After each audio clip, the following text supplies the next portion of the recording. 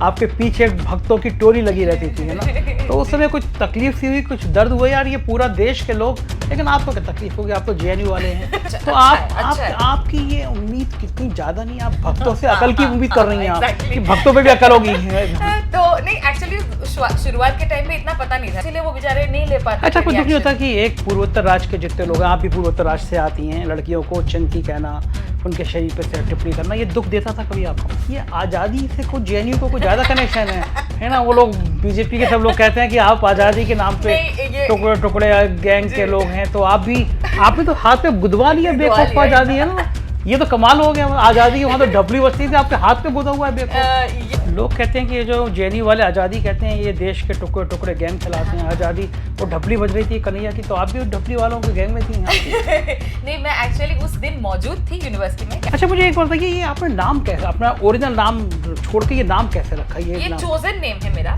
सरकार आप जैसे लोगों की आवाज़ बंद करना चाहती है, जो यूट्यूबर है ये मान रही है सरकार की, इस जो सरकार को बहुमत नहीं मिला उसकी वजह आप जैसे लोग हैं जिन्होंने कबाड़ा कर आपका भी बहुत बड़ा हाथ है इसमें। ये मतलब इमरजेंसी का भी बाप है, क्योंकि किसी की अभिव्यक्ति की आज़ादी खत्म हो जाएगी। यूट्यूब पे कुछ सुनाई नहीं पड़ता था, हम लोग कुछ बोल नहीं सकते, मतलब हम लोग जैसे आपने कोई भी, तो बल्कि ये जिन यूट्यूबर्स की बात कर रहे हैं वो सारे के सारे चला रहे थे कि भारत में हिंदू मुसलमान भाई जब तक नहीं है, ये भाईचारा नहीं है, इन सारे यूट्यूबर्स ने ये चला रखा है। उन लोगों ने चला रखा तो नहीं, नफरत की दीवार और मुसलमान बढ़ जाएंगे तो क्या होगा, तो पता चल जाएगा देश को कौन तोड़ना चाह रहा है। एक फेक किसका नैरेटिव है। एग्जैक्टली, मतलब टुकड़े टुकड़े गैंग ओरिजिनली कौन सा है वो टुकड़े टुकड़े गैंग? नमस्कार, मैं हूं संजय शर्मा, आप देख रहे हैं 4PM न्यूज नेटवर्क। जेएनयू का नाम सुना हुआ आपने, खुराफाती संस्थान कहती हैं सारे बीजेपी के और सारे भक्त लोग की, बड़े बड़े खुराफाती लोग वहाँ से निकलते हैं। अब पता नहीं खुराफाती होते हैं, टेक्निकल ज़्यादा ना जानकारी रखते हैं, लेकिन कुछ ना कुछ तो अलग होते ही हैं जेएनयू के। तो आज एक जेएनयू की एक बढ़िया सी एक स्कॉलर मेरे ऑफिस में आई हैं, अभी शक्ल दिखाऊंगा तो आप पहचान जाएंगे। और मेरे को आई तो मैं बड़ा खुश हुआ, क्योंकि इनके मैं वीडियो देखता रहता था। अच्छा, थोड़ा थोड़ा परिचय बताना शुरू करता हूँ। हम लोग छोटे थे, दूरदर्शन आता था, और क्या बढ़िया समाचार आते थे और क्या बढ़िया कमेंट्री होती थी। फिर इन मोहतरमा बता रहा हूँ आपको, इन मोहतरमा ने दूरदर्शन का नाम दूरदर्शन कर दिया और प्रोग्राम देना शुरू किया, तो ऐसी ऐसी मिर्ची लगी कि पूरी दुनिया में इनका नाम डंका बज गया, भारत में और भारत के बाहर दूरदर्शन देखने लगे लोग। और मैंने जब पहली बार देखा तो बिल्कुल भौचक्का होकर मैंने उसको 5 बार सुना। मैंने कहा कोई इंसान इतनी बढ़िया प्रस्तुति कैसे कर सकता है। तो मैं अब ज़्यादा बातें तो इनके मुंह से सुलवाऊंगा। डॉक्टर मैडू साहब मेरे ऑफिस में है। डॉक्टर साहब पहली बार देखा ना दूरदर्शन तो शॉक्ड हो गया मैंने, मुझे लगा कि इतनी बढ़िया भाव भंगमा के साथ ये आइडिया आया कैसे, दूरदर्शन को आपने दुखदर्शन में बदल दिया? क्योंकि उस समय में दुख के दर्शन बहुत ज़्यादा हो भी रहे थे, और मैंने अपने कंटेंट, मैंने अपने वीडियोस, अपना जो सटायर व्यंग्य है उसको बनाना शुरू ही किया था। एक बहुत ही पर्सनल एक जगह से उसकी उत्पत्ति हुई थी। मैं बहुत दुखी थी कोविड के समय में। एक अपना प्रिविलेज होता है हर इंसान का, तो मेरी एक प्रिविलेज, मेरे पास जो प्रिविलेज है मेरा, विभिन्न कारणों से जो भी मेरा प्रिविलेज है, मेरे एजुकेशन की वजह से, माँ बाप की वजह से, अभी फिलहाल मेरे हस्बैंड की वजह से। बहुत पढ़ी लिखी हो ना आप तो, डॉक्टर है ना। जी, बहुत पढ़ी लिखी का पता नहीं। देखने में नहीं लगता कि आप डॉक्टर टाइप की होगी। डॉक्टर टाइप के लोग जेएनयू के थोड़े वैसे हो जाते ना। नहीं, तो डिग्रियां हैं, पढ़ी लिखी का तो पता नहीं, लेकिन हाँ, तो उस समय में बहुत ये सारा जो इन्फॉर्मेशन है, सारा जो नॉलेज है, अचानक से मुझको रियलाइज होने लगा था कि मैंने ऐसा तो कुछ बढ़िया बहुत ऐसे जीवन में किया नहीं है कि मैं घर बैठी हूँ, नौकरी है, सैलरी आ रही है, सब मेरे परिवार में स्वस्थ है, किसी को ऐसी मजबूरी नहीं है कि घर से बाहर निकल के काम करने जाना है जिसकी वजह से उनको कोविड कॉन्ट्रैक्ट हो सकता है। सो ऑल ऑफ दिस, ये सारी जब चीज़ें रियलाइज हुई थी तो एक बहुत ही रेज के अंदर का एक सिचुएशन था, बहुत गुस्से का माहौल था मेरे अपने अंदर मानसिक दुनिया में। तो मैंने सोचा इसको बाहर निकालने की ज़रूरत तो पड़ेगी, तो उस समय मैंने वीडियोस बनाने शुरू किए थे। दुख दर्शन की एंट्री तब हुई जब मेरा एक ऑपरेशन हुआ था और मैं मतलब बेडरिडन थी उस टाइम पे, और मुझे तो वीडियो बनाने की चुल आपको तो पता ही होगी कैसी होती है। आप तो एक दिन नहीं आती, दो दिन नींद नहीं आती, मतलब कुछ अभी बोलना है। और कोई टॉपिक ऐसे होते हैं ना कि हमें लगता है कि ना अब इसमें तो बोलना ही पड़ेगा। नहीं, हम लोगों को तो आसानी ये होती है कि घर पे पत्नी नहीं बोलने देती ना, तो हम यहाँ के बोल लेते हैं। बोलना, पुरुष को बोलना है मतलब तो वीडियो बन जाते हैं। नहीं वैसे हमारे हमारे चलिए तो ऐसा सिस्टम तो है नहीं, लेकिन एनीवे तो मैं बीमार थी और मुझे था कि मुझे बोलना तो है ही, लेकिन डॉक्टर ने बोला था ज़्यादा कूदिए फांदिएगा मत, आप बेड रेस्ट है तो बेड रेस्ट के तरीके से रहिएगा। तो मुझे ऐसी एक वीडियो ऐसे तरीके से बनाना था कि मैं शांति से वीडियो बनाऊँ, शांति से बात को, और जो पावर है, जो फोर्स है, वो मेरे शब्दों में आना चाहिए इंस्टेड ऑफ मेरे वॉइस में। तो उस वजह से जब मैंने सोचा था उस टाइम में कैसे किया जा सकता है, तो मुझे पहले दूरदर्शन याद आया था। और मैं बचपन में बहुत मुझे मन था कि मैं न्यूज़ रीडर बनूंगी, पत्रकार नहीं है, पत्रकार और न्यूज़ रीडर में डिफरेंस होता है। तो मुझे पत्रकार नहीं बनना था, मुझे न्यूज़ रीडर बनना था। और मैं केंद्रीय विद्यालय की पढ़ी हूँ और हमारे मॉर्निंग असेंबलीज में न्यूज़ पढ़ी जाती थी, न्यूज़ बताई जाती थी, हेडलाइंस ऑफ द डे और न्यूज़ ऑफ द डे, वो मुझे हमेशा पढ़ने को मिलता था और मैं बिना देखे पढ़ती थी, मुझे बहुत अच्छा लगता था वो काम। तो मैं कहा ये चलो ये कर लेते हैं। तो मैंने शुरुआत में बस इसी वजह से, क्योंकि आसान था मेरे लिए बैठ के करना, कुछ करने की ज़रूरत नहीं थी, कैमरे में देखो, बोलो जो आपका न्यूज़ है, जो आपने लिखा है, जो अपने व्यंग्य की जिस तरह से स्ट्रक्चर आपने किया है उसको बताइए, उसको लिखिए, बस काफ़ी था। और एडिटिंग में भी कोई ज़रूरत नहीं, क्योंकि मैं बोलती जा रही हूँ धारा प्रवाह, और बस उसमें साइड में फोटोग्राफ्स लगाने थे, बस काम खत्म। तो आसानी की वजह से दूरदर्शन की शुरुआत हुई और एक मेरे ऑपरेशन की वजह से शुरुआत हुई। और इनफैक्ट फिर उसको इतना पसंद किया लोगों ने, मुझे आज भी याद है सितंबर मैंने डाला था, सितंबर 10 तारीख को 2022 में पहला दूरदर्शन जो फेमस हुआ। उससे पहले 2 एपिसोड आ चुके थे, बट देन उसमें उतना ज़्यादा अट्रैक्शन मुझको मिला नहीं था। पर जब हुआ then it was became so big. फिर आपने भी देखा। कौन सा था वो जो बहुत हिट हुआ, याद है आपको? पहला वाला मुझे लगता है कि ये जो सबसे ज्यादा हिट हुआ, आप बता रही हैं, तीसरा सितंबर में जो आया था। हाँ, जो सितंबर में आया था, वो जिस हफ्ते क्वीन एलिजाबेथ की डेथ हुई थी। अच्छा, तो उसमें मैंने इस तरीके से लिखा था कि मतलब भारत कर्तव्य पथ भी बना था उस टाइम पे, जो हम लोगों का चेंज किया था नाम, चेंज हुआ था नाम। मतलब चेंज होने की वजह से जो एक औपनिवेशिक हिस्ट्री से, औपनिवेशिक इतिहास से भारत को जो आज़ादी मिली है, उसका सदमा क्वीन एलिजाबेथ बर्दाश्त नहीं कर पाई, इसलिए वो चल बसी। तो इस तरीके का ये पहली ही लाइन मुझे लग रहा था कि लोगों एक सेकंड में आपको रोकता हूँ, पहले मैं दर्शकों को कुछ थोड़ा पार्ट दिखा देता हूँ। तो आप जरा देखिए, ये जो दूरदर्शन है, ये इसका पार्ट दिखाते हैं पहले, और फिर दोबारा आएंगे डॉक्टर मेघसा के पास। पेश है सप्ताह के मुख्य समाचार। ब्रिटेन के महारानी और राष्ट्रीय स्वयंसेवक संघ की पदेन प्रमुख क्वीन एलिजाबेथ II का पिछले हफ्ते निधन हो गया। बताया जा रहा है कि राजपथ का नाम बदलकर कर्तव्य पथ रखने से हुए भारत के औपनिवेशिक इतिहास की समाप्ति का सदमा एलिजाबेथ बर्दाश्त नहीं कर पाई। प्रधानमंत्री नरेंद्र मोदी ने अपने शोक संदेश में महारानी से उनके पुराने संबंध याद किए और बताया कैसे उनकी दी हुई चाय पत्ती के पैकेट से उन्होंने अपनी टपरी का उद्घाटन किया था। महारानी 96 वर्ष की थी। भारत जोड़ो यात्रा कर रहे विपक्ष के आला नेता राहुल गांधी से कल ट्विटर के 2 रुपीज पीपल उनकी 41,000 की बुशर्ट को लेकर काफी नाराज रहे। उनका कहना था कि अगर श्री गांधी ने बर्बरी की बुशर्ट पहनने की बजाय सोने के धागों से जरी करवाकर राहुल राजीव गांधी लिखी मेड इन इंडिया बुशर्ट पहनी होती तो भारत विश्व भुखमरी सूचकांक में 116 देशों में 101वें स्थान पर नहीं आता। एक भव्य समारोह में कल प्रधानमंत्री श्री नरेंद्र मोदी द्वारा राजधानी नई दिल्ली में सेंट्रल विस्टा परिसर का लोकार्पण किया गया। इस अवसर पर पद्मश्री कंगना रनावत द्वारा देश को दिए गए इतिहास के पाठ के लिए उन्हें यूनेस्को द्वारा बेस्ट हिस्टोरियन का रोमिला थापर पुरस्कार दिया जा रहा है। पुरस्कार का नाम रोमिला की जगह रामीला न होने से न खुश पद्मश्री रनावत ने यूनेस्को पर कानूनी कार्रवाई की धमकी दी है और कहा है कि चूंकि अब विश्व में वो अकेली क्वीन है, कोहिनूर से नीचे नहीं मानेंगी। केरल के पत्रकार सिद्दीक कपन को कल 711 दिन के कारावास के बाद बेल पर रिहा किया गया। सूत्रों के अनुसार अमित शाह के पूर्व वकील न्यायाधीश यू ललित के इस फैसले को सुनकर न्याय की देवी ने अपने आंखों की पट्टी उतारकर निश्चित किया कि वह अभी भी भारत की अदालत में ही है या नहीं। मौके का फायदा उठाकर उमर खालिद ने उनका ध्यान आकर्षित करने की कोशिश की पर नाकाम रहे। गौरतलब है कि खालिद ने अब तक ना कोई माफीनामा लिखा है और ना ही वे ओजी प्रिजनर ऑफ अंडमान की तरह बुलबुल एयरलाइंस के सीएओ अर्थात चीफ अपॉलॉजी ऑफिसर है। अतः उनकी रिहाई में देरी की संभावना बताई जा रही है। अंत में एक जरूरी सूचना। कर्नाटक के बेंगलुरु शहर में बाढ़ के दौरान उनके एमपी तेजस्वी सूर्या लापता हैं। सूर्या की उम्र 31 साल, रंग गेहुआ, कद 5 फुट 9 इंच है। आखिरी बार सूर्या को दिल्ली के मुख्यमंत्री श्री अरविंद केजरीवाल के घर पर आक्रमण करते नहीं देखा गया। सूचना मिलने पर संपर्क करें। तो डॉक्टर साहब ये वाला पार्ट हमने दर्शकों को दिखाया और निश्चित रूप से दूरदर्शन के वो लोग फैन हो गए, मगर इसके बाद फिर आपने लगातार शुरुआत कर दी। हाँ, इसके बाद उस समय भारत जोड़ो यात्रा भी चल रही थी।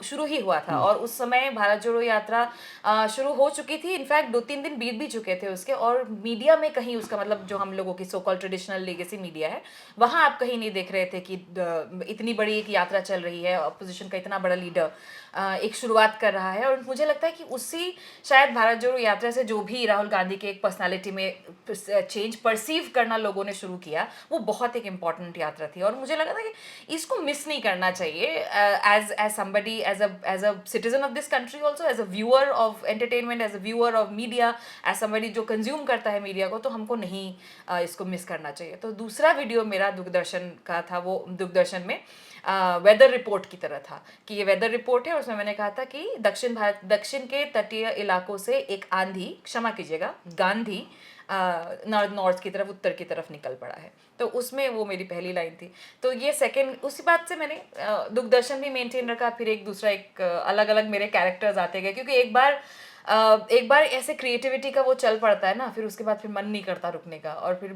लगता रहता है कि जितने ज़्यादा लोगों को जितनी जल्दी जल्दी बातें बताई जा सके उतना मैं बता सकूं। तो आपने दूरदर्शन जो शुरू किया तो वो सुख तो बहुत सारे लोगों को ले गया, लेकिन दुख भी बहुत लोगों को दे गया। तो जो दुखी थे उन्होंने आपको काफ़ी ट्रोल करना शुरू किया। मैं देख रहा था कि आपके पीछे भक्तों की टोली लगी रहती थी, है ना? तो उस समय कुछ तकलीफ सी हुई, कुछ दर्द हुआ यार, ये पूरा देश के लोग, लेकिन आपको क्या तकलीफ होगी? आप तो जेएनयू वाले हैं, आप तो तकलीफ देना जानते हैं, देने वाले ने। जी, एक्चुअली बिल्कुल सही बात है, मुझे तकलीफ बिल्कुल भी नहीं होती। इनफैक्ट कभी कभी जो जब ट्रोल्स लिखते हैं ना, तो उससे मुझे हंसी भी तो बहुत आती है, क्योंकि उनके कोई ट्रोलिंग में कोई इमेजिनेशन नहीं होता, कोई मतलब जैसे आप अगर कभी, हम लोग यूपी में रहने वाले हैं, या फिर हम लोग को हमारे यहाँ यूपी में तो गालियां भी अगर दी जाए तो उसमें एक क्रिएटिविटी होती है, उस गाली में भी क्रिएटिविटी होती है। तो क्रिएटिविटीज में आप मुझे इंसल्ट करोगे, उसमें क्रिएटिविटी भी नहीं होगी तो मजा नहीं आता, मुझे खासकर ज्यादा नहीं मजा आता। गाली भी दो तो तमीज के हाँ, साथ तमीज के साथ, और बढ़िया से एकदम कोई मतलब सुन के लगे कि अरे वाह गाली दी बच्चा, तो अच्छा है। आपकी ये उम्मीद कितनी ज्यादा नहीं, आप भक्तों से अकल की उम्मीद कर रही हैं आप, कि भक्तों पे भी अकल होगी। तो नहीं, एक्चुअली शुरुआत के टाइम पे इतना पता नहीं था ना, क्योंकि आप एक नेचुरल एक एक्सपेक्टेशन करते हो अपने देश के लोगों से कि नहीं कम से कम इतना तो आता ही होगा, इतना तो आप मतलब इंटरनेट है तुम्हारे पास, फोन है, दुनिया की जितनी इन्फॉर्मेशन हो सकती है तुम्हारे हाथ में है, इतनी तो तुम मेहनत करोगे ही, थोड़ी सी इन्फॉर्मेशन खुद के लिए खुद ले सको, इतनी पढ़ाई तो तुम करोगे। इस टाइप का एक वो बेनिफिट ऑफ द डाउट हुआ करता था। तो फिर मैंने देखा कि जब मुझे वो लोग अटैक करते थे, ट्रोल करते थे, तो या तो मेरे फेशियल स्ट्रक्चर को लेकर करते, क्योंकि मैं मोंगोलॉइड देखती हूँ, जो आज यहाँ मतलब ट्रोल की भाषा में जिसको चिंकी बोलते हैं, तो वैसे दिखती हूँ। और थोड़ी सी उस टाइम पे मेरा वजन भी बढ़ा हुआ था, मुंह भी गोल था, तो मोटी भी बोलते थे, या फिर इस तरीके की चीज़ें। तो उनके लिए मतलब तकलीफ की बात ये हो जाती थी कि मुझे अपने शरीर के साथ कोई दिक्कत नहीं है, मतलब मैं किसी भी तरह से कॉन्शियस नहीं होती। मुझे बचपन से पता है मैं कैसे दिखती हूँ, हाथ आंखें मेरी इस तरीके से, हाँ नाक मेरी चपटी है, हाथ थोड़ा सा वेट बड़ा, आई डोंट केयर। मतलब आप ये सारी बातें पे मुझे अटैक करके कोई कुछ भी नहीं हो, मतलब मेरे से कोई रिएक्शन आप नहीं ले सकते, तो इसीलिए वो बेचारे नहीं ले पाते। अच्छा, कुछ दुख नहीं होता कि एक पूर्वोत्तर राज्य के जितने लोग हैं, आप भी पूर्वोत्तर राज्य से आती हैं, लड़कियों को चंकी कहना, उनके शरीर पे सिर टिप्पणी करना, ये दुख देता था कभी आपको? शुरुआत में बिल्कुल ऑब्वियसली, जब मैं बाहर आई थी, दिल्ली आई थी पढ़ाई करने के लिए अपने, तब तो ऑब्वियसली ये लगता था कि मतलब ऐसा क्यों कर रहे हैं, क्योंकि हम लोग असम में थे, हम लोग तो इस तरीके का एक दूसरे के साथ इस तरीके का व्यवहार नहीं हुआ करता था। बाहर जब मैं आई तो मुझे लगता था कि शायद मेरी कोई गलती है, शायद मैं अगर एक्स्ट्रा कोशिश करूंगी लोगों से दोस्ती करने का तो मेरी शायद गलती, मुझे शायद चिंकी नहीं बोलेंगे या वो नहीं बोलेंगे। मेरे समझ में वो जो एक मानसिकता है, एक रेसिज्म की जो मानसिकता है, नस्ल भेद की जो मानसिकता है, या फिर अपने ही देश के लोगों के दूसरे तरीके के देखने वाले, आज के समय में दूसरे भगवान की पूजा करने वाले लोगों के साथ जिस तरीके का एक डिस्क्रिमिनेशन है, मुझे लगता था कि मेरी गलती है, कि शायद मैं फ्रेंड्स बनने की कोशिश करूंगी तो मुझे ऐसा नहीं बोलेंगे, जबकि ये एक मेंटालिटी है और उसके साथ लड़ाई करनी है, ये मुझे बाद में समझ में आया। और हाँ, इसमें वही जेएनयू का ही हाथ था। जेएनयू ने ही बताया कि हाँ, ऐसा अगर ऐसा होता है तुम्हारे साथ तो तुम्हारा मिस्टेक नहीं है, तुम्हारी गलती नहीं है, उन लोग। तुम्हें कुछ नहीं करना है, तुम्हें कुछ बेटर नहीं बनना है कि तुम बेटर हो जाओगे तो वो तुम्हारे साथ ऐसा करना बंद कर देंगे, या तुम्हारे साथ डिस्क्रिमिनेट करना बंद कर देंगे, या तुम उनसे इतर कुछ भी बोलोगी तो तुमको गाली देना बंद कर देंगे। तो नहीं है, ये बात मुझे फिर बाद में समझ आई। फिर जेएनयू में मुझे जाके लगा कि समझ हाँ, आई। बिल्कुल मैं कहा ऐसे ही जेएनयू है। थोड़ा खुराफाती। आपने हाथ उठाया, आपके हाथ पे कुछ लिखा हुआ है यहाँ पे, ये हाँ, ये कमला हसीन की पोएम नहीं है आजादी, क्या लिखा है, बेखौफ बेखौफ आजादी। ये आजादी से कुछ जेएनयू को कुछ ज्यादा कनेक्शन है ना? वो लोग बीजेपी के सब लोग कहते हैं कि आप आजादी के नाम पे नहीं, ये टुकड़े टुकड़े गैंग के लोग हैं, तो आप भी, आपने तो हाथ पे गुदवा लिया गुदवा बेखौफ लिया। आजादी, है ना? ये तो कमाल हो गया। आजादी वहां तो ढपली बजती थी, आपके हाथ पे गुदा हुआ है बेखौफ। ये कमला हसीन की पोइट्री की बात उसके बाद ही उन्होंने आज़ादी, इनफैक्ट उन्हीं का नारा है, पितृसत्ता से आज़ादी। अलग अलग तरीके के उनकी पोएम में बहुत सारी ऐसी चीज़ें हैं जिससे उनको जिनसे वो महिलाओं में, इट्स अ वेरी कम्प्लीटली नारीवादी पोएम। और उसमें वो है, तो ये मेरे मेड्यूसा के साथ का जो नाम है उसके साथ भी एसोसिएटेड है आज़ादी। वो भी एक, उसका भी एक नोशन है लोगों का मेड्यूसा के बारे में, या जब उनकी कहानी के बारे में, उस नोशन से भी आज़ादी वो चाहती हैं। और मुझे लगता है कि बिना बिना बिना खौफ वाली आज़ादी ही आज़ादी हुई। अगर आप थोड़ा सा भी आपको किसी चीज़ का डर है तो आप आज़ाद तो बिल्कुल नहीं है। अगर मान लो ये मार देगा, वो मार देगा, ये कुछ कह देगा, वो कुछ कह देगा, जेल हो जाएगी, इस तरीके का सोच के आप रखेंगे तो फिर आप आज़ाद कैसे हैं? तो आपको डर नहीं लगता? आप इतना तक कस के बोलती है, भक्त लोग इतना ट्रोल करते हैं, जेल वेल की यात्रा होता है, डर नहीं लगता है इनका? बिल्कुल लगता है, डर बिल्कुल लगता है। लेकिन वही है ना कि डर के बावजूद जो आप काम करें, मुझे लगता है वही तो, दैट इज करेज ना। वही उसी का फिर कोई मतलब भी है। अदरवाइज फिर जो काम आप बिना डरे कर रहे हो उसका तो क्या ही है वो है। लोग कहते हैं कि ये जो जेएनयू वाले आज़ादी कहते हैं, ये देश के टुकड़े टुकड़े गैंग चलाते हैं, आज़ादी। वो ढपली बज रही थी कन्हैया की, तो आप भी ढपली वालों के गैंग में थी यहाँ की? नहीं, मैं एक्चुअली उस दिन मौजूद थी, यूनिवर्सिटी में कैंपस में मौजूद थी। एग्जैक्टली हमारे जो इवेंट हो रहा था उस इवेंट के दौरान नहीं थी, बट मैं हाँ कैंपस में ज़रूर मौजूद थी। और ये सारी सच्चाई हम लोगों को पता है कि इस तरीके की कोई नारेबाजी नहीं हुई थी। और किस तरह से, क्योंकि कन्हैया उस टाइम पे हमारे प्रेसिडेंट थे, और उस समय में जब लड़ाई हुई थी दो गुटों के बीच, तो वो उस लड़ाई को बंद कराने के लिए एज अ प्रेसिडेंट जो अकाउंटेबिलिटी उनकी होनी चाहिए, एज अ स्टूडेंट प्रेसिडेंट जो उनका काम था, उनकी टीम, उनकी जो हमारे जनरल सेक्रेटरी वगैरह थे, अनिर्बान थे, उमर खालिद थे, वो सब लोग कंट्रोल करने गए थे सिचुएशन को। और फिर बेचारा उमर खालिद हमको तो 4 पता साल है, से, हाँ 4 4 साल साल से वो क्या देश है जेल में ये, देश है ना? 4 साल से कुछ अभी नहीं। मर्डर करके एक गवर्नर के पार्डन के बाद जो एक वापस आए हैं, बाहर आए हैं, वो बाहर आ चुके हैं, वो उनको बेल मिलती है। राम रहीम को बेल जो मिल जाती कॉन्विक्ट है, लिटरल कॉन्विक्ट है, जो कन्विक्टेड, वो जेल में है, उनको वो साल में जितना टाइम जेल में बिताते हैं उससे ज्यादा वो पैरोल में बिताते हैं। एक्चुअली लेकिन वो एक तो खैर student इसलिए, को- वो तो इसलिए बता देते हैं, चुनाव होते हैं ना, चुनाव में जरूरत पड़ती है उनकी, चुनाव में इसलिए उनकी जरूरत जरूरत बढ़ जाती है।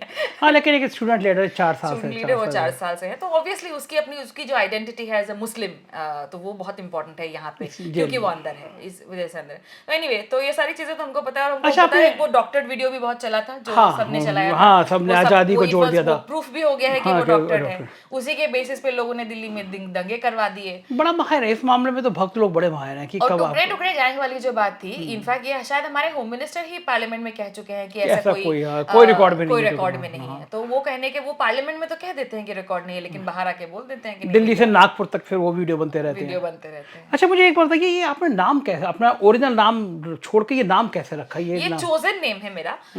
एक तो मेरी माँ लिटरेचर की प्रोफेसर रही हैं। मैं खुद भी बचपन में हम लोग जैसे कॉमिक्स वगैरह होते थे तो हमारे छोटे छोटे किताबें आती थी जो क्लासिक्स किताब के, हमें लिटरेचर की, इंग्लिश लिटरेचर की जो क्लासिकल किताबें होती थी उनके छोटे बच्चों के वर्जन आते थे, तो मैं वो सब पढ़ के बड़ी हुई हूँ। मेरी मम्मी कहानी सुनाया करती थी जब रात में हम लोग सोने के लिए जाते थे, मैं और मेरा भाई, तो वो कहानी सुनाया करती थी। मैकबेथ की प्ले कभी सुना दी, कभी जूलियस सीजर सुना दिया। तो मेरा इंटरेक्शन लिटरेचर के साथ सबसे पहले मेरी माँ के थ्रू हुआ। तो उन्होंने एक बार कहानी सुनाते सुनाते मुझे मेड्यूसा की कहानी सुनाई थी, और ये बताया था कि मेड्यूसा एक बहुत ही पावरफुल क्रीचर थी। वो एक ग्रीक मैथोलॉजिकल क्रीचर है, और उनके बाल जो हैं उनके सांप के बाल हुआ करते थे, और मेरे बाल मम्मी बचपन से कटवा छिपा के रखती थी बॉयकट। तो मुझे बहुत मन करता था कि मेरे बाल हों, और इस वजह, और मुझे उस टाइम पे जब मेड्यूसा की कहानी सुनाई थी तो मुझे लगा था मेरी मेड्यूसा जितने बाल होने चाहिए, एकदम सांप जैसे कर्ली कर्ली खुले रहें। अब बाद में जब कॉलेज में आके मैंने बाल लंबे किए तो लकीली मेरे बाल कर्ली निकले, लेकिन शुरुआत वहाँ से हुई, वो फैसिनेशन मेरा उस कैरेक्टर से कि उसकी जो पावर है, एंड देन उनका उसका पावर ये था कि वो किसी भी कोई भी उनकी आंखों में देख लेता था, स्पेसिफिकली मर्द उसकी आंखों में देख लेता, वो पत्थर बन जाता था, वो मूव नहीं कर पाता। मैं तो आपको देख के बात कर रहा हूँ। तो मुझे उस पावर से बहुत वो था कि इतना, मतलब एज अ महिला, एज ए, ये पता नहीं उस बचपन के छोटे से ब्रेन में क्या किस तरीके का वो अट्रैक्शन था इस तरीके के पावर के प्रति, कि नहीं अगर मैं बोलूं वो सुने सब लोग।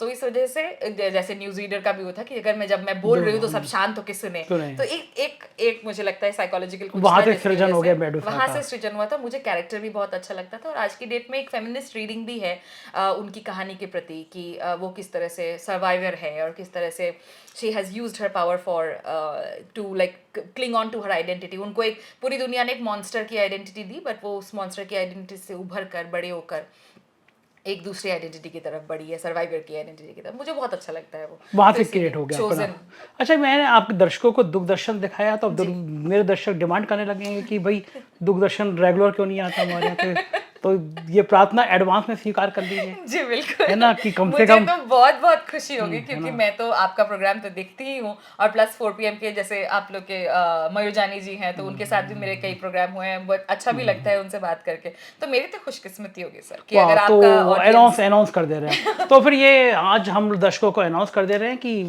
परमिशन लेके कि हर हफ्ते डॉक्टर मेडुसा का एक प्रोग्राम दूरदर्शन जो है वो कौन सा दिन रख दे फिर हम लोग, सैटरडे।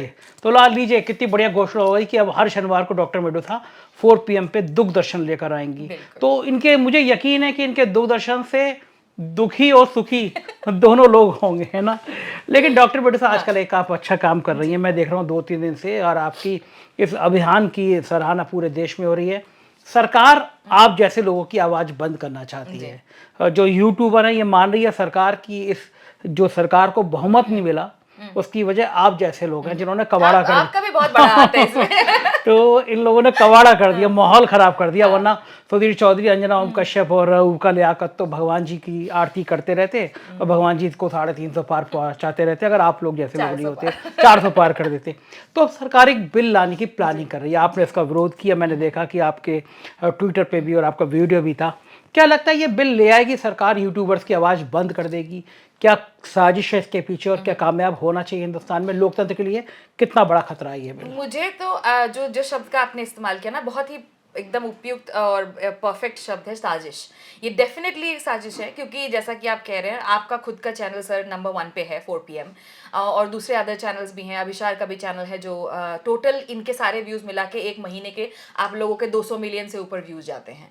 और आप अगर दूसरे यूट्यूब चैनल्स को कंपेयर करें जो इनके सरकारी यूट्यूब चैनल हैं, या फिर जैसे रूबिका लियाकत जी हुई, या उनके हुए अंजना ओम कश्यप हुई, सुधीर चौधरी हुए, इनके सबके अपने अपने, सुशांत सिन्हा हुए, इनका व्यूज़ है भी नहीं, इनके मिलियंस ऑफ सब्सक्राइबर्स हैं, और कोई किसी तरीके का व्यू नहीं है। और इस बात का मलाल उनको है, और इस बात का मलाल रिकॉर्डेड है, क्योंकि पॉडकास्ट वगैरह में और ये नहीं कि स्मिता प्रकाश तो रो रही थी बैठ के कि वो रो रही थी इन लोगों का इतना ज्यादा व्यू है। और इसका देखिए, राइट विंग वाले जो जयपुर डायलॉग्स है वो 25 नंबर पे है, 27 नंबर पे है, कौन से नंबर पे, बताइए कैसे इतना है। और इनका एक पर्टिकुलर एटीट्यूड भी है ना, कि जैसे जो व्यूअरशिप है, इनको लगता है ऐसे आपके चैनल की है या फिर रवीश के चैनल की जो है, इनके व्यूअरशिप बहुत सब स्टैंडर्ड व्यूअरशिप है, ऐसा इनको लगता है। सो ये इतना एक फ्यूडलिस्टिक माइंडसेट है ना, कि मतलब हम ही बेटर हैं और ये लोग, ये देखने वाले जो है सब ये घटिया टाइप के लोग हैं। सो एनीवे, सो ऑब्वियसली ये साजिश है, क्योंकि इनको इनसे बर्दाश्त नहीं हो रहा कि एक ऑल्टरनेटिव मीडिया खड़ा हो रहा है।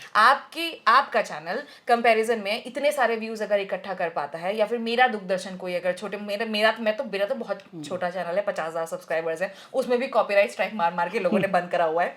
तो छोटे छोटे चैनल लोग देख रहे हैं। मान लीजिए मेरा 50,000 का वो है सब्सक्राइबर्स का चैनल है, मेरे एक वीडियो में 50,000 व्यूज जाते हैं, आपके 8 मिलियन सब्सक्राइबर्स हैं, आपकी वीडियो में भी 50,000 जा रहे हैं। तो ऐसा ये कोई कंपैरिजन तो हुआ नहीं ना। सही बात है, मतलब मेरी व्यूअरशिप ज्यादा है, 100% है, आपकी तो और बिल्कुल ही कम है। भक्तों की बिल्कुल जीरो है, बिल्कुल जीरो है। तो ये बर्दाश्त से बिल्कुल बाहर था कि ऑल्टरनेटिव मीडिया लोग देख रहे हैं और ऑल्टरनेटिव मीडिया सच्चाई को प्रेजेंट कर पा रही है, जो और लोग ऑल्टरनेटिव मीडिया पे भरोसा करना शुरू कर रहे हैं। क्योंकि जिस तरह से आपकी वीडियोस हैं या विशाल की हैं, रवीश के हैं, लोग इस समय में मैंने मतलब इलेक्शन के पहले शुरुआत के 2 महीने इलेक्शन के 2 महीनों में मैंने कई बार मेट्रो में लोगों को देखा है वीडियोस देखते हुए आप लोगों की ऑल्टरनेटिव मीडिया के, और मुझे लग रहा था कि क्या कुछ बदल रहा है, ये समथिंग चेंजिंग। और वाकई में चेंज हुआ, जो हम लोगों को नजर आया, जो हम लोगों ने देखा रिजल्ट्स, इलेक्शन के रिजल्ट्स में, कि मोदी 3.0 से मोदी 240 पे अटक गए। तो इस वजह से इस तरीके का एक बिल, जो ब्रॉडकास्टिंग सर्विसेज रेगुलेशन बिल की बात हम लोग कर रहे हैं, उस तरीके का बिल वो ला रहे हैं, और इसमें शब्द में ही है रेगुलेशन। आपको रेगुलेट करना चाह रहे हैं, आप क्या बनाएंगे, आप क्या वीडियो डालेंगे, आप कैसे वीडियो डालेंगे, इस तरीके ये कंटेंट को रेगुलेट करने की एक इतनी घिनौनी साजिश रची जा रही है ना। इसमें अभी तक तो इनफैक्ट हम लोगों को पता भी नहीं है, क्योंकि राइट नाउ जो एक 2023 में बिल का एक कॉपी आई थी, उसमें ये लोग सो कॉल्ड चेंज कर रहे हैं, रिवाइज कर रहे हैं, जैसा कि अश्विनी वैष्णव जी ने उस दिन राज्यसभा में कहा। उन्होंने कहा पब्लिक डोमेन में है और पब्लिक से चर्चा की जा रही है। 5 मीटिंग्स हो चुके हैं, लेकिन सारे क्लोज डोर मीटिंग्स हुई हैं। उन सभी मीटिंग्स में ना जर्नलिस्ट रिप्रेजेंटेशन है, ना कंटेंट क्रिएटर जैसे हम लोग हैं, हमारा रिप्रेजेंटेशन है, ना किसी पब्लिक का रिप्रेजेंटेशन है। वो लोग यूट्यूब के सीईओ वगैरह से, मेटा के सीईओ वगैरह से, इंस्टाग्राम वगैरह के सीईओ से बात कर रहे हैं, इंटरमीडियरी से बात कर रहे हैं, जो जिन प्लेटफॉर्म्स पे हम लोग कंटेंट डालें उनसे बात करें, उनको प्रेशराइज करने की कोशिश कर रहे हैं कि हमें कैसे रेगुलेट करें। लेकिन हम जो रेगुलेट होंगे, हम में से कोई रिप्रेजेंटेटिव वहां नहीं है। तो हमें प्रॉब्लम ये है कि ऐसी क्या चीज़ है जो हमसे छुपाई जा रही है। दूसरा ये कि जो उन मीटिंग्स में गया है उनसे अंडरटेकिंग साइन करवाई जा रही है। हिंदुस्तान टाइम्स का रिपोर्ट है, मैं अपने दिमाग से कहीं निकाल के नहीं कह रही हूँ। हिंदुस्तान टाइम्स के पास रिपोर्ट की कॉपी, मतलब बिल की ड्राफ्ट की कॉपी आई है। हिंदुस्तान टाइम्स का रिपोर्ट है कि जो लोग गए हैं उनसे अंडरटेकिंग साइन करवाई जा रही है कि वो ये बिल की कॉपी कहीं आगे नहीं भेजेंगे। तो हमसे क्यों, आप एक तरफ चोरी की डर क्या है? किस बात का डर? आप एक तरफ संसद में कह रहे हो पब्लिक डोमेन में है, लेकिन पब्लिक का कोई वहां पे मौजूद नहीं है। आप जिनसे बात कर रहे हो वो दूसरे तरीके के स्टेक होल्डर्स हैं। हम जो मेन स्टेक होल्डर्स हैं वो वहां पे नहीं है, और दूसरे स्टेक होल्डर्स है विच इज योर व्यूअर।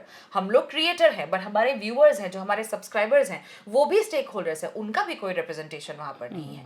तो आप एग्जैक्टली छुपाना क्या चाहते हो? इसीलिए ये साजिश जो हो रही है ना, ये काफ़ी भयंकर और बहुत डराने वाली साजिश है। क्योंकि जिस तरह से कृषि कानून पास किए गए थे, हम लोग ने देश में सबने देखा किसी तरीके का, आप बोलते रहते हो कि कृषकों से हम लोगों ने, फार्मर से हम लोगों ने कंसल्टेशन किया, लेकिन फार्मर्स आके खुद बोल रहे हैं कि नहीं भैया हमारे किससे कंसल्टेशन किया, बताओ किससे कंसल्टेशन किया, फिर नहीं किया। जिस तरह से कृषि कानून पास हुए, एकदम सुमड़ी में आपने जैसे तैसे करके आधी संसद को सस्पेंड करके, या फिर जो भी है, आपने मनी बिल लाके उसको पास कर दिया, राज्यसभा में जाने तक की जरूरत नहीं पड़ी। तो अभी फिलहाल राज्यसभा में कोई बहुमत नहीं है, लेकिन क्या गारंटी है कि ये ब्रॉडकास्ट बिल को मनी बिल तरह से इंट्रोड्यूस करके सिर्फ लोकसभा में पास नहीं करवाएंगे? उससे आपने डेमोक्रेटिक अधिकार जो है हमारा एज लोगों का, कि किसी भी बिल को, कोई भी बिल संसद में डिस्कस हो, उससे आपने हमको, वो भी आपने हमारा छीन लिया। फ्रीडम ऑफ एक्सप्रेशन और प्राइवेसी की बात तो छोड़ ही देते हैं, लेकिन जो डेमोक्रेटिक अधिकार है वो भी आप छीन रहे हैं ना। It's a very very dangerous bill. It is going to censorship का बाप मान लीजिए। ये मतलब इमरजेंसी का भी बाप है, क्योंकि किसी की अभिव्यक्ति की आजादी खत्म हो जाएगी। यूट्यूब पे कुछ सुनाई नहीं पड़ता, हम लोग कुछ बोल नहीं सकते। मतलब क्योंकि हम लोग जैसे आपने कोई भी अगर सरकार के खिलाफ आपने कोई वीडियो बनाया, कोई भी पॉलिसी आई उसके खिलाफ आपने बनाया कि ये गलत है, तुरंत आपका किसी ने कोई ना कोई कंप्लेंट कर देगा। और क्योंकि ये चीज बिल में जो 2023 का बिल है, उसमें भी ये मेंशन था ग्रीवेंस रिड्रेसल ऑफिसर का, कि कोई ग्रीवेंस रिड्रेसल ऑफिसर, अब जैसे मान लीजिए आपका चैनल है, आपकी टीम है, मैं तो सिंगल हूँ, मेरे तो एक सिंगल मैं ही एडिट करती हूँ, मैं ही शूट करती हूँ, मैं ही स्क्रिप्ट लिखती हूँ, सब कुछ।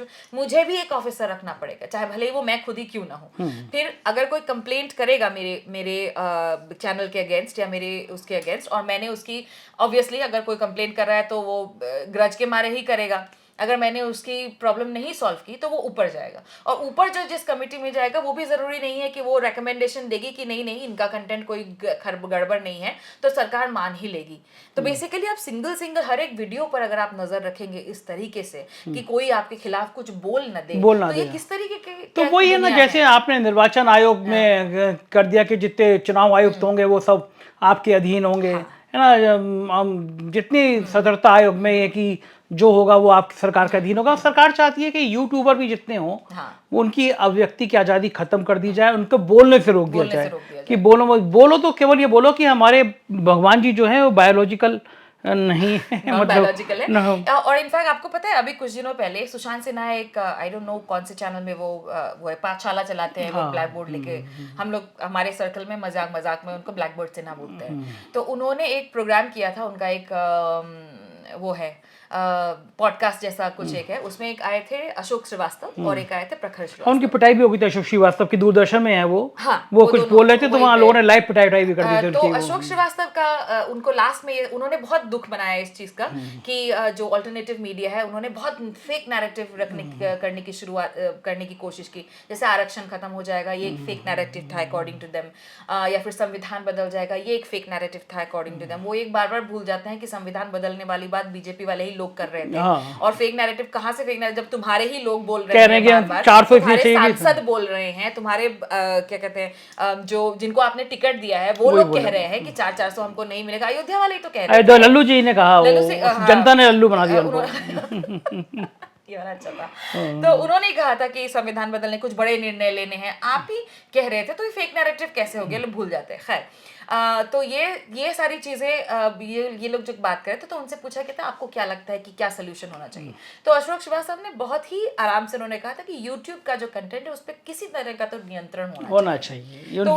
तो इस तरीके की बातें सरकार के जो हिमायती लोग हैं या सरकार की जो के पॉकेट में जो लोग हैं वो लोग अगर इस तरीके की बातें करते हैं, फिर अचानक से ऐसा कुछ होता है, तो 2+2 करने में ये कोई कॉन्स्पिरेसी थ्योरी नहीं रह जाती है। पता चल जाता है कि क्या प्लानिंग चल रही है, क्या प्लानिंग चल रहा है। तो फिर उस समय में मैंने जो इनका अशोक श्रीवास्तव जी का वीडियो था उसमें हम मेरा एक दोस्त है मेघनाथ, हम लोग रिएक्ट करते हैं इस तरीके की वीडियोस वगैरह पे।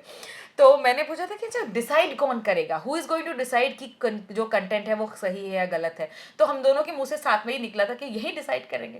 तो इट्स क्वाइट पॉसिबल कि कोई अगर कमेटी वगैरह बनती है इस तरीके की कंटेंट इवैल्यूएशन कमेटी टाइप से अगर कुछ बनता है CEC, तो उसमें भी यही प्रखर श्रीवास्तव और अशोक श्रीवास्तव जैसे लोग होंगे जो डिसाइड करेंगे कि कौन सा नैरेटिव सही है कौन सा ठीक बात है। लेकिन ये आप ये मानती हैं कि भारत के लिए, भारत की लोकतांत्रिक व्यवस्था के लिए, जो भारत का लोकतंत्र का स्वरूप है उसके लिए इससे खतरनाक बात कोई दूसरी हो नहीं सकती। बिल्कुल नहीं हो सकती, कोई नहीं हो सकती इससे खतरनाक बात, क्योंकि मीडिया की जो हालत थी ना जिसकी वजह से आपके जैसे लोगों को, आपका तो चलिए बड़ा चैनल है या फिर मैं तो सिंगल सिटीजन हूँ ना, मेरे जैसे लोगों को भी इतना गुस्सा आया कि भैया कोई दूसरा अल्टरनेटिव नहीं है। आप एक इतने धड़ल्ले से और इतनी बेबाकी से झूठ फैलाए जा रहे हो, नफरत बोए जा रहे हो। आपने देखा ही होगा वो देयर आर प्रोग्राम्स ना जो तबलीगी जमात के साथ हुआ था जब कोविड चल रहा था, तबलीगी जमात के साथ इनफैक्ट जो NBDSA फाइन भी लगाया था अमन चोपड़ा के प्रोग्राम के अगेंस्ट, उनको फाइन भी लगा। 25-25 हजार का फाइन होता है इन लोगों का, दिन का कुछ नहीं होता उनका, इनको कोई फर्क नहीं पड़ता। तो ये लोग इस तरह की डिविजन ये बनाते, इतने भड़काऊ इनके प्रोग्राम्स होते हैं। अरे अंबानी के चैनल के थंबनेल देखिए कि देख के आपको लगेगा कि मतलब हिंदू मुसलमान का दंगा ना हो जाए, क्या ना हो जाए, मतलब कैसे आप इस देश के नागरिकों के बारे में बोल रहे हैं, वो इक्वल नागरिक हैं आपके, उनके सिमिलर एग्जैक्टली सेम राइट्स हैं जितने आपके राइट्स हैं, उनके बारे में आप इस तरीके की चीजें बोल रहे हो। तो जब हम लोग जैसे लोग इसीलिए बाहर आए ना कि कोई ऑल्टरनेटिव नहीं है, आपने एक तरीके का नैरेटिव चला रखा है। आप कोई भी टीवी चैनल इस वक्त खोल लीजिए, एक ही तरीके का नैरेटिव है, एक ही तरीके के न्यूज़ चला रहे हैं, हिंदू बनाम मुसलमान चल रहा था। तो बल्कि ये जिन यूट्यूबर्स की बात कर रहे हैं वो सारे के सारे चला रहे थे कि भारत में हिंदू मुसलमान भाई जब तक नहीं है, ये भाईचारा नहीं है, इन सारे यूट्यूबर्स ने ये चला रखा है। उन लोगों ने चला रखा तो नहीं, नफरत की दीवार और मुसलमान बढ़ जाएंगे तो क्या होगा, तो पता चल जाएगा देश को कौन तोड़ना चाह रहा है। फेक किसका नेगेटिव है। एग्जैक्टली, मतलब टुकड़े टुकड़े गैंग ओरिजिनली कौन सा है वो टुकड़े टुकड़े गैंग? आप एक्चुअली में जो टुकड़े टुकड़े गैंग है जो एक्चुअली में डिवाइड करना चाहते हैं देश को, जो एक खतरा, एक 80% जनता के लिए आप एक खतरा बना के रखे हो। इतनी घटिया इन लोगों की मानसिकता रही है। आपने बीच में मुझे लगा होगा एक पॉपुलेशन के बारे में आया था कि पॉपुलेशन इतनी बढ़ गई है, या पॉपुलेशन इनकी पॉपुलेशन इतनी बढ़ गई, मुसलमानों की पॉपुलेशन इतनी बढ़ गई। वो इतना इनकरेक्ट डेटा को क्योंकि मैं एक टीचर भी हूँ, मैं एक रिसर्चर भी हूँ, स्टैटिस्टिक्स हम लोग रिसर्च मेथोडोलॉजी में पढ़ाते हैं और किस तरह से डेटा का रिप्रेजेंटेशन ज़रूरी होता है, ट्रूथफुल होना चाहिए, वो भी दिखाया जाता है। तो उसमें आप एक तरफ आपने एक पॉपुलेशन को दिखाया कि डिक्रीज हो गई है, विच इज़ इम्पॉसिबल। हिंदुओं की पॉपुलेशन डिक्रीज नहीं हुई है। जो ग्रोथ है वो एक नेचुरल, जो CFR, जो फर्टिलिटी रेट जिसको बोलते हैं, जो टोटल फर्टिलिटी रेट है, TFR सबका घटा था, उसमें सबसे ज़्यादा फर्टिलिटी रेट यानी एक महिला कितने बच्चों को पैदा कर रही है अपने पूरे जीवन काल में, उसका फर्टिलिटी रेट घटने का सबसे ज्यादा अमाउंट मुस्लिम पॉपुलेशन में थे, कि मुस्लिम पॉपुलेशन में सबसे फास्टेस्ट फर्टिलिटी रेट घटा है, यानी एक महिला कितने बच्चों को पैदा कर रही है वो घटा है। और वो चीज आपने नहीं दिखाई, आपने कंप्लीटली टोटली एक स्क्यूड सा एक डेटा आपने प्रेजेंट किया कि कितने टाइम 4 गुना इन लोगों की पॉपुलेशन बढ़ गई, जबकि अगर आप वही सेम डेटा, सेम मेथोडोलॉजी अगर आप दूसरे धर्मों के साथ लगाते हैं, फॉर एग्जांपल बुद्धिस्ट 1500% बढ़े, तो आपने वो तो नहीं दिखाया। आपने इधर दिखा दिया कि 400% बढ़ गया या 4 गुना हो गया, आपने इधर नहीं दिखा कि 15 गुना बुद्धिस्ट पॉपुलेशन बढ़ गई है। Why did you not show it? So क्या बुद्धिस्ट पॉपुलेशन से भी हिंदू पॉपुलेशन को खतरा है, क्योंकि वो तो 15 गुना बढ़ी है। सो इस तरीके का डेटा फजिंग करते हैं, इतना झूठ, इतना एक खौफ का माहौल फैलाने की कोशिश करते हैं ये लोग। और इसीलिए इनके ऑपोजिशन में क्योंकि लोग भी भूखे थे ना, लोगों को भी सच की बाकी कहीं तो सच है, कहीं तो सच है। वो सुधीर चौधरी, अंजना कश्यप ग्रुप का लाकर टीवी चैनल देख के वो बोर हो गए थे, बंद कर दिया, तो लगा कहीं तो सच है। इतना नफरत झेले यार कि खाने के साथ, दाल रोटी के साथ नफरत परोसी जा रही है, वो हम खा रहे हैं, तो वो भी परेशान हो गए थे। इसी वजह से people like us, people like you, people, आप तो बहुत दिनों से कर रहे हैं, लेकिन जैसे रवीश भी जब उन्होंने NDTV छोड़ा था, विद इन 2 months उनके 5 मिलियन सब्सक्राइबर्स थे। क्यों? क्योंकि एक सच जनता देखना चाहती है सचता, और ये बच नहीं रहा। अच्छा, एक आखिरी सवाल, इस बिल के खिलाफ क्या जनता को भी खड़ा होना चाहिए? बिल्कुल 100% खड़ा होना चाहिए, क्योंकि एक बहुत इंपॉर्टेंट चीज है। फिलहाल हमारे पास बिल का एग्जैक्ट ड्राफ्ट तो नहीं है, लेकिन जितना भी हमको पता चला है, जितना भी हमारे फर्स्ट ड्राफ्ट के भी, कोई ऑब्वियसली फर्स्ट ड्राफ्ट का पूरा चेंज तो नहीं करेंगे, थोड़ा रिविजन ही कर रहे हैं, तो जितनी भी हमको चीजें पता चली उसमें ये है कि टेक्स्ट को भी इंक्लूड किया गया है। अब टेक्स्ट भी इंक्लूडेड है। अगर आप टेक्स्ट भी रेगुलरली लिख रहे हैं, जैसे आपने, या टेक्स्ट का मतलब ये नहीं कि आप सिर्फ न्यूज़पेपर में आर्टिकल लिख रहे हैं या कहीं ई-पेपर में या फिर ब्लॉग पोस्ट कर रहे हैं, अगर आप ट्वीट भी कर रहे हैं वो भी टेक्स्ट में गिना जाएगा। अगर आप ट्वीट करें, आपका ट्वीट रीट्वीट हुआ है, एक पर्टिकुलर थ्रेशोल्ड से ज़्यादा आप लोगों ने आपके ट्वीट को देखा है, तो आप भी ब्रॉडकास्टर माने जाएंगे। और अगर आप भी ब्रॉडकास्टर माने जाएंगे तो पेनल्टी आप पे भी लागू हो सकती है। तो मान लीजिए आप किसी दिन आप बहुत परेशान हुए, खिंच गए आप सरकार से, और आपने लिख दिया कि यार भैया 250 रुपए किलो दाल नहीं दी जाती मेरी, अब हो गया, मतलब नहीं कर सकता मैं, और वो चीज़ रिट्वीट हो गई, तो वो उसके अगेंस्ट अगर कोई कंप्लेन कर दे कि ये भैया इसकी सरकार के खिलाफ बोल रहा है, तो definitely you can also invite the penalty, same penalty. So as a viewer आप व्यूअर नहीं रहे। हाँ, बस केवल आपको बस केवल ये कहना है कि हमारे साहब भगवान विष्णु का अवतार है, सिर्फ इतना कहते कोई गलत नहीं कर सकते, कुछ गलती नहीं हो सकती उनसे, सब कुछ सही करते हैं वो, सब कुछ वही सही करते हैं। हमारी ही गलती है, हमारी गलती है, बेवकूफ है कि हमको आज पहचान नहीं पाए, आज तक हम पहचान नहीं पाए। हम ही बेवकूफ है कि हम ही इतने कमजोर है कि हम लोग पैसा नहीं कमा पा रहे कि 250 रुपए किलो की दाल खरीद सके। बहुत बहुत शुक्रिया मेडुसा जी, आप आए, टाइम दिया।